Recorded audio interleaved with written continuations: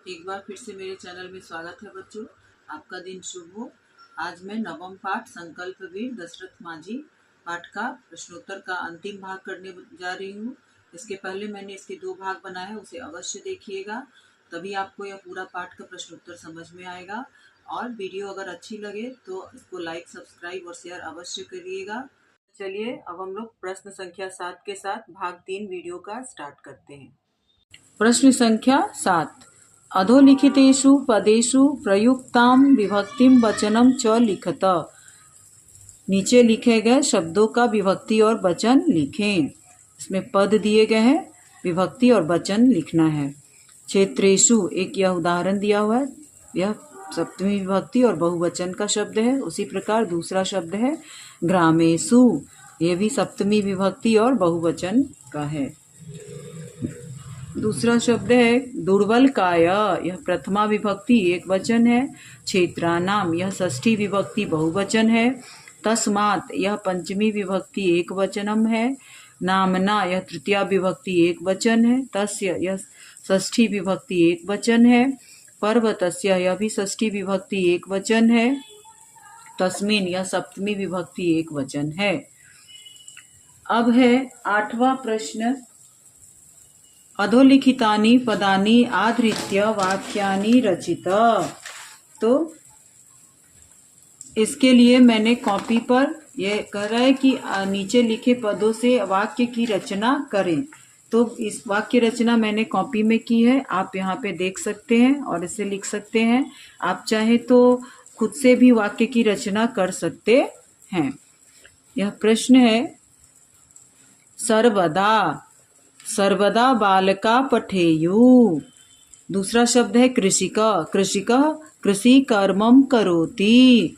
तीसरा शब्द है उभयो, गंगाया उभयो नगरानि सन्ति। चौथा शब्द है ग्रामेषु, ग्रामेषु कृषिका वसन्ति। पांचवा शब्द है अतीव, सह अतीव परिश्रमी आसीत। तो इस तरह से यह वाक्य की रचना आप कर सकते हैं। मैंने कॉपी पर इसका आंसर लिख दिया है, आप देख के जूम करके इसे लिख सकते हैं। 9वां प्रश्न है सुमेलनम कुरुतः, मिलाना है। एक तरफ इसमें शब्द दिए गए हैं और दूसरे तरफ इसका प्रकृति प्रत्यय के ये शब्द हैं। प्रकृति इसका मूल रूप दिया गया है, तो हम लोग मिलाते हैं। पहला शब्द है जाता, तो इसका वो जन धातु और अक्त प्रत्यय लगा हुआ है।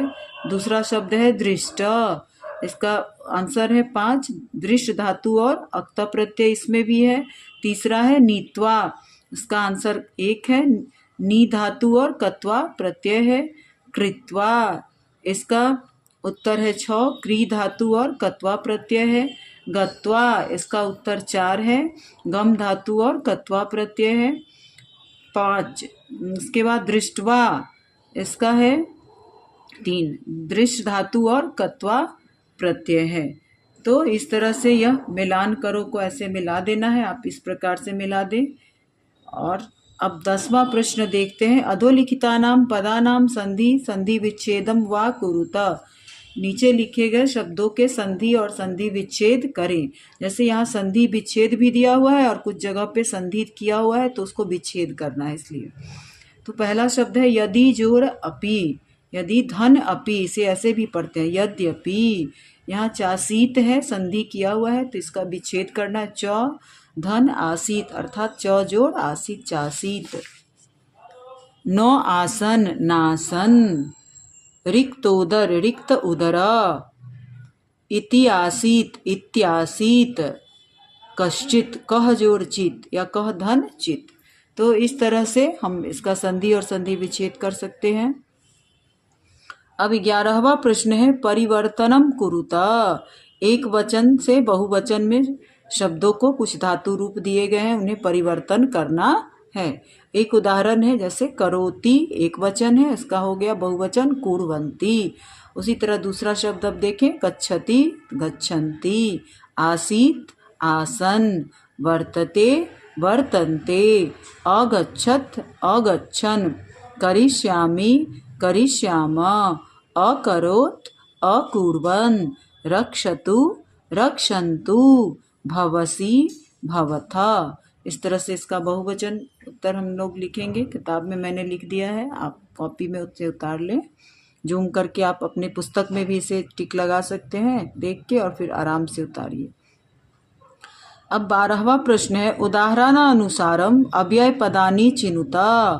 कहता है कि उदाहरण के अनुसार इसमें से अव्यय पदों को चुने, अव्यय जिसका रूप नहीं बदलता है।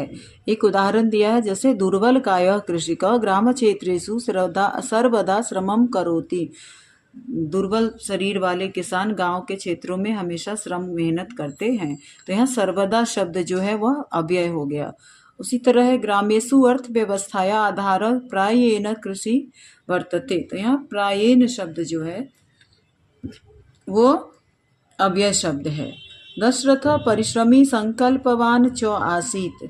दशरथ माझी परिश्रमी और संकल्पवान थे। च यहाँ पे च हो गया इसका उत्तर।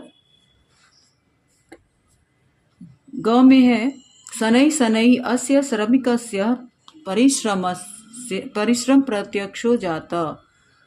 इसमें शनै शनै शनै जो है वह हो गया आपका अव्यय शब्द। एतादृशा कर्मवीरा एव समाजस्य वास्तविका सेवका। एवं जो है यहाँ पे यह हो गया अव्यय शब्द।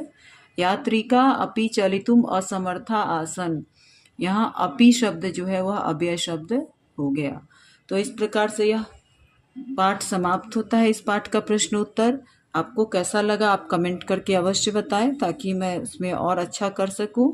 और वीडियो अच्छा लगे तो लाइक और सब्सक्राइब अवश्य करें। धन्यवाद।